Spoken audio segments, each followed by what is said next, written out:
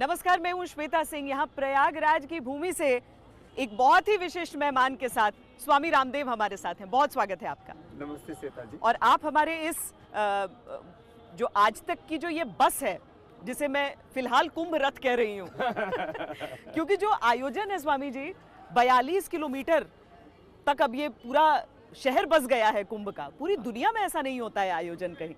हाँ, सच में इसको नाम भी दिया गया है दिव्य कुंभ, भव्य कुंभ।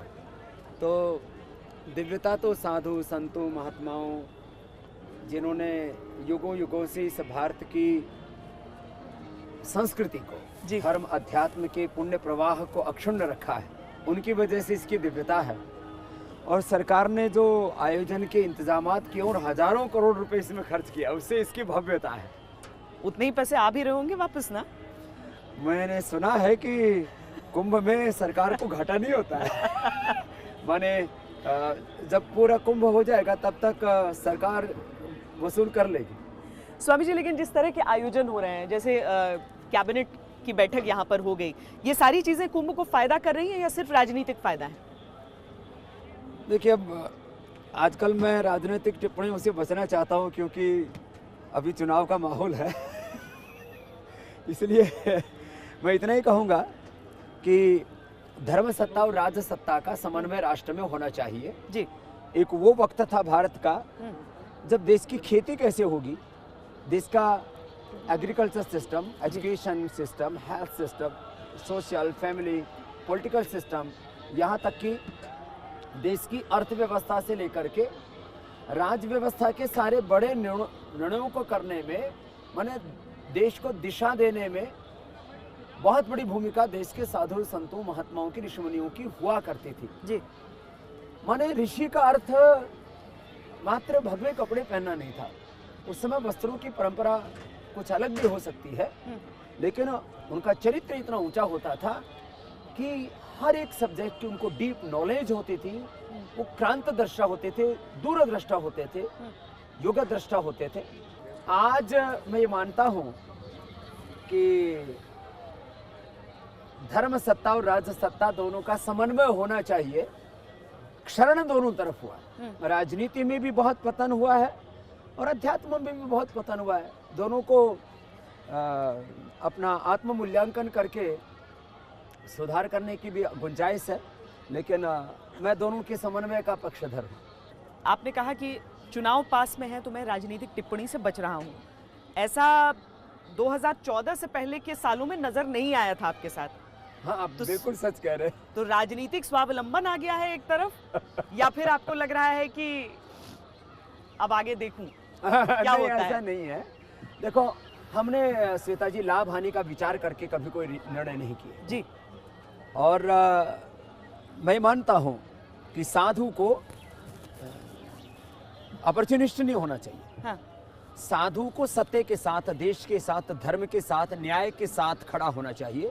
स्वामी जी देखिए ना, चारों तरफ हमारे जो देख रहे हैं हम, इधर पॉन्टून पुल से अगर गुजर जाएं तो उधर सारे अखाड़ों के, और सब आपके दर्शन के लिए भी यहाँ पर आए हैं। ये देखिए बस के साथ कितना ये भी फायदा हो जाता है कि आप। हाँ। सच में मैं आज तक का ये जो आपने सच में कुंभ रथ बनाया है, हाँ। मैं भी इतना अच्छा नजारा यहाँ से पहली बार देख रहा हूँ कई दिन हो गए मुझे आए हुए, लेकिन इतना सुंदर नजारा। माने ये जो टेम्परेरी पुल बने हुए हैं, हाँ। इसको क्या पुल बोलते हैं? पॉन्टून पुल। हाँ। हाँ। तो ये और चारों तरफ एक माने एक नई दुनिया है। ये नई दुनिया है बिल्कुल। माने ऐसा कहते भी हैं लोग कि दुनिया की बहुत बड़ी आबादी वाला शहर जो कुछ दिनों के लिए बसता है और फिर हाँ। जो है मतलब ये उसकी पूर्णाहुति हो जाती है। जो इस रेत पर बसने वाली और चलने वाली सड़कें, जैसा इनके ऊपर भी ये देखो, ये लोहे की चद्दरें बिछी हुई हैं। हाँ। और ये भी शायद मुझे लगता है हजारों टन में होंगी। और मुझे लगता है कि पूरी दुनिया से लोग आते हैं, तो हिंदुस्तान में तो सबको आकर एक बार देखना चाहिए कि ये कुंभ कैसा होता है। और 4 तारीख को तो यहाँ मतलब महामेला लगेगा। हाँ। मेरा अंदाज है कि कम से कम 2-3 करोड़ से ज्यादा लोग होंगे एक दिन। हाँ। ये बहुत बड़ी बात है। माने आस्था से देश चलता है, आस्था विश्वास से दुनिया चलती है, लेकिन वो उस आस्था का महासंगम, माने एक स्थान पर अलग अलग मत पंथ संप्रदाय और अलग अलग आचार्य और हजारों लाखों करोड़ों वर्षों पुरानी अपनी संस्कृति का दिव्य संगम यहाँ इस प्रयागराज इस कुंभ में हो रहा है।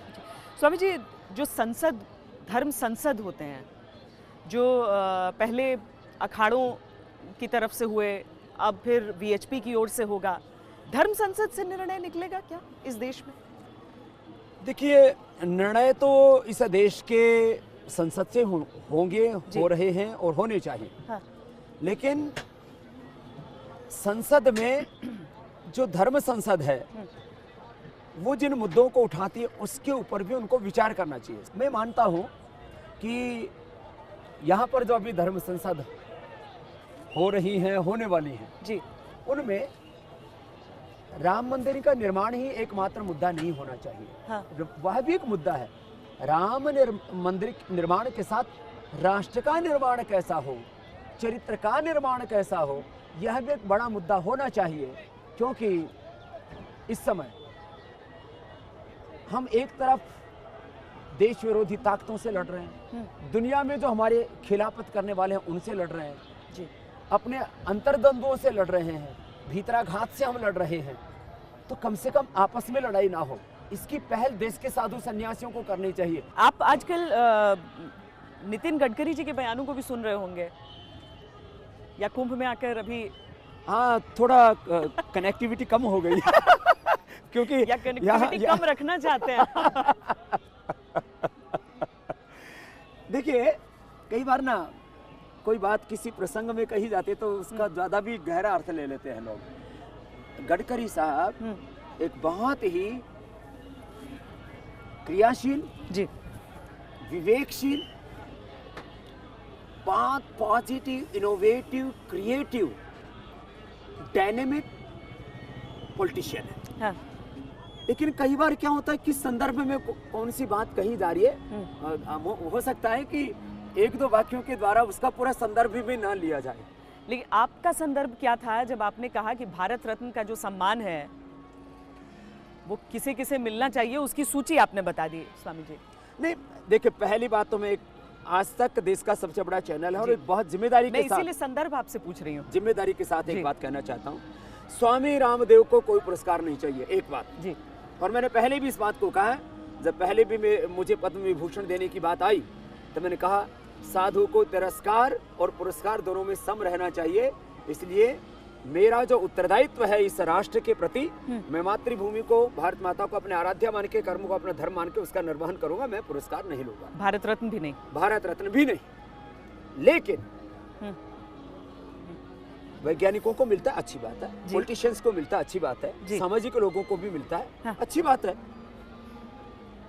मदर टेरेसा को भी मिलता है, अच्छी बात है। लेकिन मदर टेरेसा को जब देते हैं तब मजहब नहीं देखते, हाँ। क्योंकि वो ईसाई है। हाँ। और वो माने कि कुछ उन्होंने गरीब बच्चों की सेवा की, तो गरीब बच्चों की सेवा करने वाले तो हमारे देश में हजारों ने, लाखों ने, करोड़ों की सेवा करने वाले हैं। आप उनको क्यों नहीं देते? इसलिए क्योंकि वो हिंदू सन्यासी हैं। तो मैंने कहा सन्यासियों ने तो, ऋषियों ने तो इस देश को बनाया, उनको पुरस्कार देने वाली हम होते कौन, हमारी औकात हैसियत क्या। लेकिन जब आप सम्मान देते हैं कि भारत रत्न देश का सर्वोच्च सम्मान है, तो 70 वर्षों में एक भी सन्यासी नहीं मिला, चाहे वो श्री अरविंद है, चाहे महर्षि दयानंद सरस्वती है, स्वामी विवेकानंद है, पूज्य शिव कुमार स्वामी जी हैं, चाहे हमारे गुरु नानक देव से लेकर के गुरु गोविंद सिंह जी तक की पावनी परंपरा है, या मैं तो कहता हूँ हमारे सन्यासियों के साथ साथ शहीद चंद्रशेखर, राजगुरु सुखदेव, भगत सिंह, चंद्रशेखर आजाद, अशफाक उल्लाह खां, रामप्रसाद बिस्मिल, एक भी नहीं मिला इनको।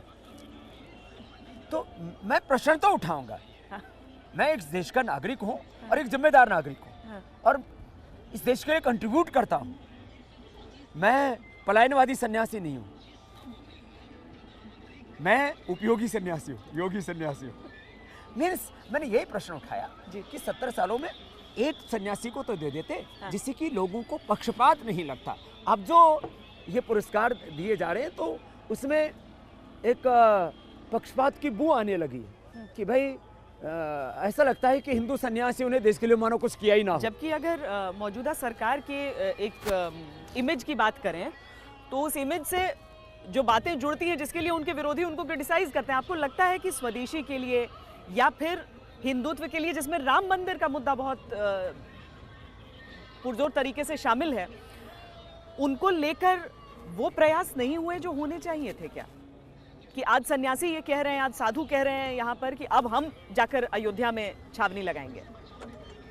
देखिए, मेरे लिए समान रूप से राम मंदिर का निर्माण और राष्ट्र के चरित्र का निर्माण, राष्ट्र का निर्माण, जी, राम मंदिर भी बनना चाहिए और देश का चरित्र और देश भी बनना चाहिए। दोनों मुद्दे बराबर हैं, क्योंकि राम इस राष्ट्र की अस्मिता है, वो हमारे सम्मान स्वाभिमान, वो हमारे जीवन का श्रेष्ठ आचरण है, वो हमारे जीवन की मर्यादा है। जी, कोई उनको अवतारी पुरुष के रूप में मानता है, कोई उनको मर्यादा पुरुषोत्तम के रूप में मानता है, कोई उनको एक रघुपति राघव राजा राम, एक आदर्श, एक आइडियल डिवाइन, एक पॉलिटिशियन, एक डिवाइन किंग, वो कैसा होना चाहिए, एक दिव्य राजा, जी, उस रूप में मानता है। मैं मानता हूँ कि राम का भव्य मंदिर भी बनना चाहिए, मंदिर बोलो या उसको जो भी संज्ञा दो।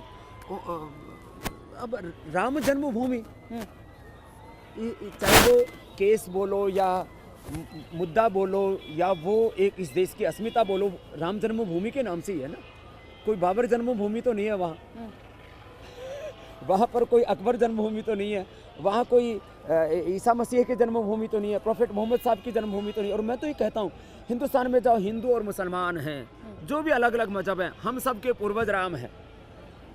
तो ये तो मजहबी मुद्दा भी नहीं है, ये तो अपने पूर्वजों को सम्मान देने की बात है। और इसमें कहीं ना कहीं राजनीतिक स्तर पर भी भूलें हुई हैं, सामाजिक तौर पर हमने कुछ भूलें की जी, उससे देश में जातिवाद और का संघर्ष उभर करके आया जी, और अलग अलग हमारे धर्म स्थानों को तोड़ा गया, उससे एक मजहबी उन्माद का प्रश्न सामने आया। क्या साधुओं ने और जो हमारे आध्यात्मिक गुरु हैं उन्होंने सही किया? क्योंकि अखाड़े जो 4 थे आज बढ़कर 13 हो गए हैं स्वामी जी।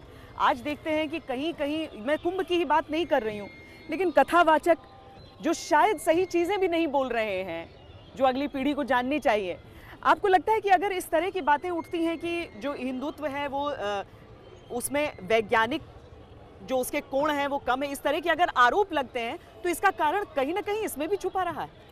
श्वेता जी, बाहर से जब लोग आते हैं, एक तटस्थ दृष्टि से हिंदू धर्म को देखते हैं, तो कहते हैं यह अतार्किक है, यह अव्यावहारिक है, यह असहिष्णु है, यह अकर्मण्यता को बढ़ाने वाला है, इसमें कोई ऐश्वर्य नहीं है, इसने कोई इनोवेशन नहीं किया, इन्वेंशन नहीं किया, हमने सिविलाइजेशन हमने दी, सभ्यता हमने सिखाई, तहजीब हमने सिखाई। यहाँ तो सांपों की, पत्थरों की और भूत प्रेतों की पूजा करते हैं। ये मुझे लगता है राम कथा और भागवत कथा के साथ जो है वेद कथा भी होनी चाहिए, उपनिषदों की चर्चा होनी चाहिए, दर्शनों की चर्चा होनी चाहिए, संवाद होनी चाहिए। यदि हम बात करें विश्व के परिप्रेक्ष्य में, विश्व शांति की बात हो, विश्व में सद्भावना की बात हो, world happiness, world harmony, world prosperity, world peace, सब के मूल सूत्र मंत्र वेदों में है,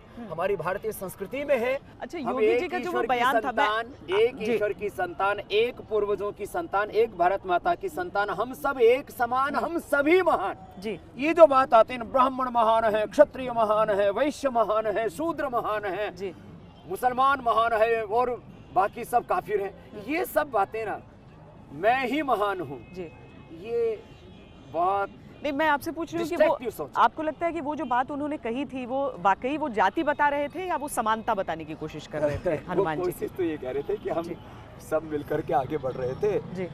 दलित, आदिवासी, वनवासी, ऐसे कई शब्द बोले उन्होंने, दलित शब्द उनके ऐसे चिपट गया। हाँ। और एक मैं बात कहता हूँ, महापुरुषों को न जातियों से निजोड़ के देखना चाहिए जी। अब मैं नाम नहीं लूंगा, एक महात्मा यही कुंभ में है, वो कहते हैं कृष्ण तो हमारे थे और अब ब्राह्मण उनके नाम पर रोजी रोटी चला रहे हैं जी। फिर थोड़े दिन में राम जी वाले आ जाएंगे कि राम जी हमारे थे, क्षत्रियों के। आप यदि उस तरह से देखेंगे तो ये तो सूर्यवंशी है, भगवान बढ़ जाए जी। तो कहेंगे सब लोग आपको देखिए नीचे से वीडियो बना रहे हैं सारे लोग। कोई कहेगा कि भगवान राम जी हमारे, हाँ। और ये तो पंडितों ने अपने मंदिर में बैठा लिए। हाँ। फिर हनुमान जी को कहेंगे कि ये हनुमान जी तो हमारे, ये उन्होंने बैठा लिए। ये मुझे लगता है कि ये जो आज हमको ना भगवान को कम से कम छोड़ दो भाई, और मैं कहता हूँ आपस में भी छोड़ दो। ये बताइए कि अभी जो सवर्ण आरक्षण की बात हुई, जो सिर्फ सवर्ण नहीं है बल्कि गरीबों का आरक्षण जो है 10%, ये सही लगा आपको सरकार का कदम? मुझे तो लगता है आरक्षण नहीं, आरक्षण ना सबको बांट दो, जातिवाद खत्म करके आरक्षण खत्म ना करो, हाँ? सब जातियों को सबको आरक्षण बांट दे दो। दो। अच्छा, ये बढ़िया है। खत्म करने, हाँ। आप तोड़ने की बात करोगे ना, हाँ। खत्म करने की बात करोगे तो बहुत विरोध होगा। सबको हाँ। दे दो, आबादी के हिसाब से। आबादी के हिसाब से। जो समर्थ लोग हैं उनको थोड़ा कम दे दो, जो सबको दे दो, किसी को छोड़ो ही मत, तो आरक्षण का मुद्दा ही खत्म हो जाएगा। चलिए स्वामी जी, ये जो हमारी बस है जिसमें एक ये गुप्त रास्ता है जिससे हम नीचे की तरफ जाते हैं, हम नीचे की तरफ चलते हैं और जो अपनी इंटरव्यू का आखिरी हिस्सा हम बस के भीतर वाले स्टूडियो से करते हैं। क्या बात है, चलिए जरूर चलते हैं।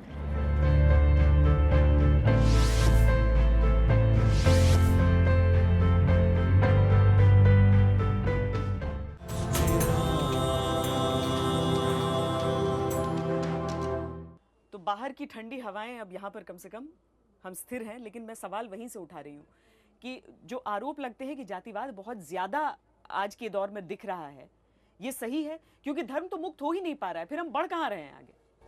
हम राष्ट्र विरोधी ताकतों से लड़ने के बजाय, हम देश के दुश्मनों से लड़ने के बजाय, या हम बुराइयों से लड़ने की बजाय, बीमारियों से लड़ने, गरीबी से, महंगाई से लड़ने के बजाय आपस में लड़ें। आप ये नहीं कह सकते कि जन्म से कोई महान है और जन्म से कोई निकृष्ट है। आदमी कर्म से ऊंचा या नीचा होता है। तो हमारे सब धर्मगुरुओं को सोचना पड़ेगा कि वो जाति के आधार पर कोई निर्णय ना करें। अच्छा, आप राजनीति से दूर रहना चाहते हैं, लेकिन 2019 के चुनाव सर पर हैं और उससे पहले आप दूर रह नहीं सकते हैं। 5 साल के कामकाज पर आप प्रधानमंत्री नरेंद्र मोदी को एक भारत के नागरिक होने के नाते कितने नंबर देंगे? देखिए, मैं राजनीतिक नेतृत्व में जो लोग पक्ष विपक्ष में हैं उनकी तुलना का पक्षधर नहीं हूँ, लेकिन इतना जरूर कहूँगा कि राजनीति में मोदी जी का कद आज भी काफ़ी बड़ा है। उनकी नीयत पर कोई शक नहीं कर सकता। उन्होंने एक अच्छा नेतृत्व देने का पूर्ण पुरुषार्थ किया और पूरे विश्व में भारत का गौरव बढ़ाने के लिए माने एक अप्रतिम उन्होंने योगदान दिया है। जहाँ तक नीतियों का प्रश्न है, 100 से ज़्यादा बड़ी योजनाएं और राष्ट्र के हित में उन्होंने बड़े निर्णय लिए। कुछ पॉलिसीगत जो है, जैसे कहते हैं ना, रिफॉर्म्स की चेंज करने की भी कोशिश कर रहे थे। पूरी दुनिया में गए, लाखों करोड़ रुपए का इन्वेस्टमेंट कमिट करवाया, लेकिन यहाँ ना ज़मीन दे सके, ना उनको ज़मीन पर उतने अर्थ में उतार सके जैसा वो चाहते थे कि मैं यहाँ पर 25-50 लाख करोड़ का इन्वेस्टमेंट कर दूंगा। क्योंकि गुजरात का उनका करीब 1 लाख करोड़ का इन्वेस्टमेंट का जो है सपना साकार किया हुआ एक्सपीरियंस था कि मैं जब गुजरात में 1 लाख करोड़ का इन्वेस्टमेंट करा सकता हूँ तो देश में तो मैं 25-50 लाख करोड़ का इन्वेस्टमेंट करा दूंगा, करोड़ों लोगों को रोजगार दे दूंगा, महंगाई, बेरोजगारी, गरीबी की धज्जियाँ उड़ा दूंगा और जो सपने हैं जवानों के उनको साकार करके और एक नया भारत बना दूंगा। तो उस मायने में जैसे वो चाहते थे, मुझे लगता है उसमें बहुत बाधाएं उनके सामने आई। तो यदि इस दृष्टि से आप देखते हैं तो ये जो उनके विरोधी होंगे, हमारा तो उनके साथ एक सद्भाव का संबंध है, वो भी मानते हैं कि मोदी जी जितनी मेहनत और उन जैसी आक्रामकता, और राजनीति में ओज तेज पराक्रम भी चाहिए, पराक्रम ये शायद बहुत कम लोगों में है। और सामने जो सारे विरोधियों ने हाथ थामा है, उससे खतरा रहेगा बहुत बड़ा सरकार को। देखिए, चैलेंजेस तो हैं, मुकाबला तो बहुत संघर्षपूर्ण बन रहा है। आखिरी सवाल, 2019 के चुनावों में आप प्रचार नहीं करेंगे? अभी तय नहीं किया है, या सिर्फ आपकी मुस्कुराहट से लोग समझें कि अभी थोड़ा और इंतजार करना पड़ेगा? देखो, मैं तो कहता हूँ जिंदगी में कितने ही गम हो, कितने ही दुख, दर्द, पीड़ाएं, पथ का विधान ही कुछ ऐसा, अनुकूलता, प्रतिकूलता, जय पराजय, मान अपमान, तिरस्कार, सत्कार, ये चलेगा। लेकिन इस सब के बीच में हिम्मत ना हारिए, प्रभु ना विसारिए, हंसते मुस्कुराते हुए जिंदगी गुजारिए। हंसते मुस्कुराते हुए जीना जिसको आ गया, टूटे हुए दिलों को सीना जिसको आ गया, ऐसे देवताओं के चरण पखारिए, उनकी तरह नेक बन के जिंदगी गुजारिए। बहुत बहुत धन्यवाद स्वामी जी। यहाँ पर कुंभ नगरी में, प्रयागराज में, यहाँ त्रिवेणी तट पर हमसे दिव्य भव्य बातचीत- कुंभ में जी, यहाँ पर बातचीत करने के लिए हमसे